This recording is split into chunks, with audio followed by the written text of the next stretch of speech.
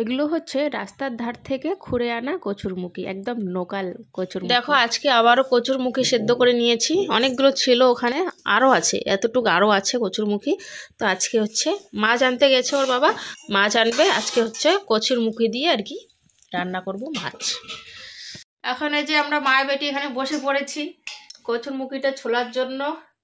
কচুরমুখীটা ছুলে ছুলে রাখে, আর এটা না সিদ্ধ করার পর অনেকটাই কম হয়ে যায়, ছোলার পর কিন্তু অনেকটা কমে যায়। এমনি লাগে যে অনেকগুলো, যখন সিদ্ধ করে ছুলবো জিনিসটাকে তখন আবার মানে অনেকটাই কমে যায় জিনিসটা। তো যাই হোক, এখন গরম গরম আছে, একটু ঠান্ডা হোক, একটু ঠান্ডা হলে আর কি ছোলা শুরু করব।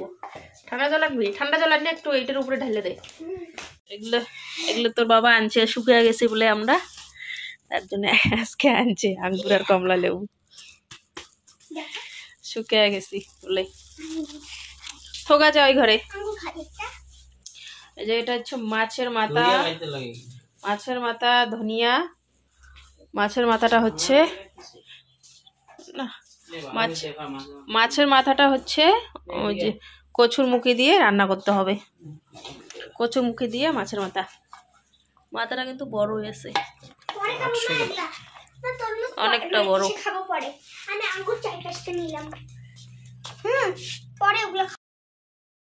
Hello friends, good morning, welcome back to my channel কৃষ্ণারা। সবাই কেমন আছো? আশা করছি সবাই ভালো আছো, আর আমরাও ভালো আছি। আর এখানে দেখো আমি উনানটা জ্বালিয়ে কিন্তু মানে কচুরমুখীগুলো যে সিদ্ধ করলাম, উনানটা কিন্তু জ্বালানোই ছিল। তো জ্বালিয়ে এদিকে মাছের মানে এদিকে আমি আসলাম একটু মাছগুলো ধুতে আর কি আসলাম। তো এদিকে আবার উনানটা নাই নিভেই গেছে একদমই, মানে জ্বলছিলই না। তারপর আমি ওই লম্বা বাঁশের থুরিটা দিয়ে ফু দিচ্ছি। একবার ফু দেওয়ার পর বেশ সুন্দর করে আবারও জ্বলে গেল। আর হচ্ছে খড়ি তো এখনও আনা হয়নি, কয়েকটা আগের খড়ি ছিল, তো সেটা দিয়ে ভাবলাম যে কচুরমুখীটা একটু সিদ্ধ করতে একটু টাইম লাগে, আস্তে আস্তে সিদ্ধ দিতে হয়। তো ভাবলাম গ্যাসে না বসিয়ে চুলায় বসিয়ে দিই। তো চুলাতেই কিন্তু কচুরমুখীটা সিদ্ধ করে নিয়েছি। আর যেহেতু চুলাটা আমি জ্বালিয়ে ফেলেছি, একটুখানি খড়ি আছে, তো ওই খড়িটা দিয়ে ভাতও রান্না করে ফেলবো। মানে ভাত ড্যাকটা তো আর এখন কালি করা যাবে না, ড্যাক যেহেতু পরিষ্কার আছে, মানে গ্যাসে রান্না করছি, তো ড্যাকটা কালি করব না। মানে উনানটা যেহেতু জ্বালিয়েছি, সবজিটা উনানই রান্না করব, ওই জন্যে উনানটা আবারও জ্বালাচ্ছিলাম। যা সবজি আছে উনানে রান্না করব, শুধু ভাতটা গ্যাসে রান্না করব। আর এখানে দেখো ভালো করে ধুয়ে নিয়ে এসেছি মাছের মাথাটা, ভালো করে ধুয়ে নিয়ে আসার পর আর যা নোংরা ছিল সাইডে ফেডে মানে কাটার জন্য আর কি ছিল, ওটা ওর বাবা করে দিয়েছে। আর ধুয়ে পরিষ্কার করে এনে এখন দেখো লবণ হলুদ দিয়ে মেখে নিলাম। তারপরে এই যে আমার কড়াইটা গরম হয়ে গেছে। আর এই জায়গাটা না একটু অন্ধকার হয়, ওই জন্যই আমি কিন্তু রান্নাবান্নার যে তোমার ভিডিওগুলো আছে সেগুলো আমি তোমাদের সাথে শেয়ার করতে পারি না, কারণ এই জায়গাটা না অতটাও আলো নেই, জানলাও তো নেই, ওই জন্য আলো পড়ে না, ওই জন্যে পরিষ্কার দেখা যায় না। আর পরিষ্কার যদি ভিডিও না দেখা যায় তাহলে ভালো লাগে না, তাই না? তোমাদেরও দেখতে ভালো লাগবে না, স্কিপ করে যাবে। আর আমারও অতটা ভালো লাগে না অন্ধকার দেখানি, ওই জন্যে যতটা পারি আর কি কম দেখাই কিন্তু এই সাইডের রান্নাটার। এখন কিন্তু এখানে টর্চ জ্বালিয়ে রান্না করা হচ্ছে। কি করিস তুই? ঠোঙা নিয়ে আসলি? হ্যাঁ, হাতে ঠোঙা বাঁধে কি করতেছে? সেই তো কই, ঠোঙা নিয়ে আসলো, ঠোঙা নিয়ে কি করে? বাইরে যাবি না? আজকে স্কুলও যায় নাই, এখন একা একা বাড়িতে খেল। সবাই গেছে স্কুল, প্রীতমও গেছে স্কুল, আর ও যায়নি স্কুলে আজকে। আর এই সেম আলুগুলো ভাজা ভাজা করবো। নে দেখা কেমন করে বসে আছে। ডালগুলো যেন কেমন দেখা যায়, মনে হয় যে হলুদই হয়নি ক্যামেরাতে। শুকনো লঙ্কাটা না দিলে না, যদি হলুদ দিয়ে শুধু ক্যামেরাতে দেখানো যায় তাহলে না সবজিগুলো একটু যেন কেমন কেমন দেখা যায়, সেটাই আর কি বলছিলাম। আর আমরা কিন্তু শুকনো লঙ্কা কিন্তু খুব কম ইউজ করি সবজিতে। শুকনো লঙ্কা ওর বাবা খেতে চায় না, কারণ ওর খুব গ্যাসের সমস্যা হয় শুকনো লঙ্কা খেলে নাকি। আর যেটাই হোক, শুকনো লঙ্কা বা লাল গুঁড়ো মরিচ এগুলো আমরা মানে খুব কমই আর কি ইউজ করি। মাংস মাছ সেগুলো তো আর কি ইউজ করা হয়, প্রত্যেকটা সবজিতে কিন্তু আমরা লঙ্কাটা ইউজ করি না, গুঁড়া লঙ্কাটা, গ্যাস হওয়ার জন্য আর কি। ওর বাবার গ্যাসের সমস্যা হয় ওই জন্য। তো যাই হোক, খাওয়া দাওয়া হয়ে গেছে, আর ওর বাবার আগেই খাওয়া হয়ে গেছিলো। কেমন লাগছে বলো? শার্ট পরেছি, শার্ট।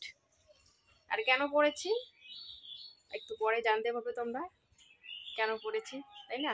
প্রীতি রেডি, তাড়াতাড়ি। এই যে প্রীতি রেডি হচ্ছে, ও তাড়াতাড়ি রেডি হচ্ছে। এ মা শার্টটা এদিকে কেমন জেনে এগুলা, কই বাদ নেই। রিলস বানাবো, রিলস বানালে সব কিছুই ভালো দেখা যায়, তাই না? আর নিচে দেখতে চাও নিচে কি পরেছি? এই যে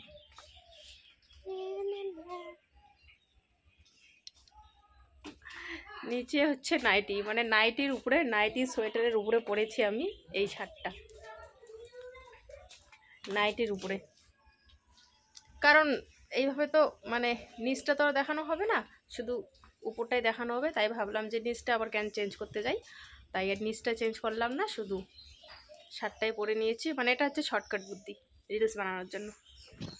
পিঠে তাড়াতাড়ি রেডি হ, তাড়াতাড়ি।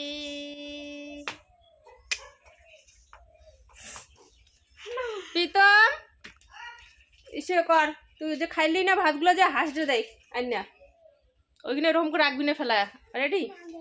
আয়। তো যাই হোক, পরে আর আমার ভালো লাগছিল না, একটাই শুধু রিলস বানিয়েছি, সেটা তোমরা ইনস্টাগ্রামে দেখতে পারবে, ফেসবুকও আছে, ফেসবুকেও আমি আপলোড করেছি।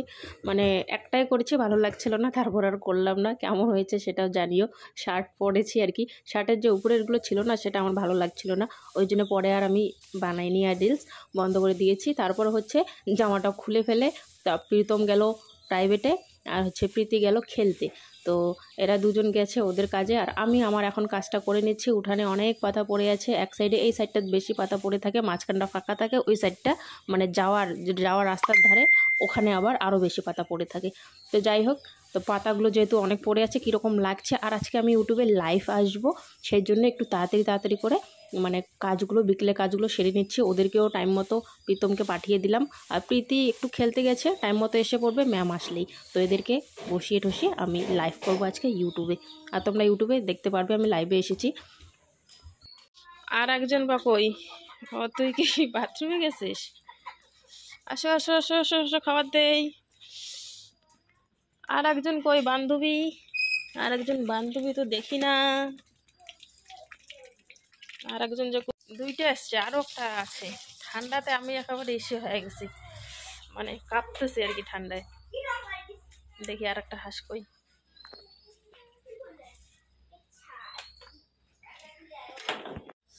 কই তো আর একটা হাঁস? যখন দেখলাম দুটো হাঁস আর একটা হাঁস নেই, তো তখন একটু কেমন লাগলো না, কারণ কেন বলো তো, আমার ভয় লাগে। ওই যে আমাদের হাঁস কিন্তু অনেক হাঁস কিন্তু খেয়ে ফেলছে ওই কচ্ছপ, যেহেতু অনেক পুকুর আমাদের এখানে, অনেক অনেক সাইডে একটার পর একটা পুকুর আছে। তো যেহেতু অনেক পুকুর, অনেক কচ্ছপও আছে, যেহেতু শিববাড়িতে অনেক, শিববাড়ির যে পুকুরটা আছে ওখানে কিন্তু অনেক কচ্ছপ আছে। তো সেখানেরই কচ্ছপগুলো হয়তো বের হয়ে হয়ে সব পুকুরে এখন চলে এসছে। এখন আমাদের বানেশ্বরে জায়গায় জায়গায় কচ্ছপ দেখা যায়, জায়গায় জায়গায়।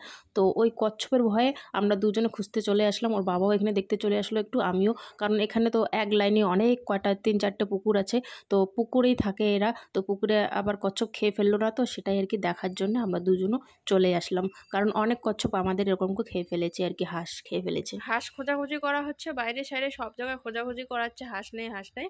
পরে এসে দেখি ঘরে ঢুকে আছে ও, মানে দুজন তো খাচ্ছিল, ও খাওয়ার আগেই ঢুকে পড়েছে, আর আমি খুঁজতেই আছি। একবার আমি নিচ দিয়ে দেখেছি, কিন্তু নিচ দিয়ে বোঝা যাচ্ছিল না আর কি। তারপরে হচ্ছে ওর বাবাকে বললাম যে এই উপর সাইডটা, এই সাইডটা সরাতে, এই সাইডটা সরালে তাহলে পুরো দেখা যায়। একটুখানি সরিয়েছিল এই সাইডটা, ওখান থেকে দেখলাম যে হ্যাঁ আছে আর কি, 3জনে আছে, ও আর খাচ্ছে না, খাওয়ার আগে ঢুকে পড়েছে। তো যাই হোক, আজকের ব্লগটা আমি এখানে শেষ করছি বন্ধুরা, দেখা হচ্ছে নেক্সট ব্লগে। সবাই ভালো থেকো, সুস্থ থাকো, আর আমাকে সাপোর্ট করো প্লিজ, আর চ্যানেলটি সাবস্ক্রাইব করে দিও একটু। টাটা।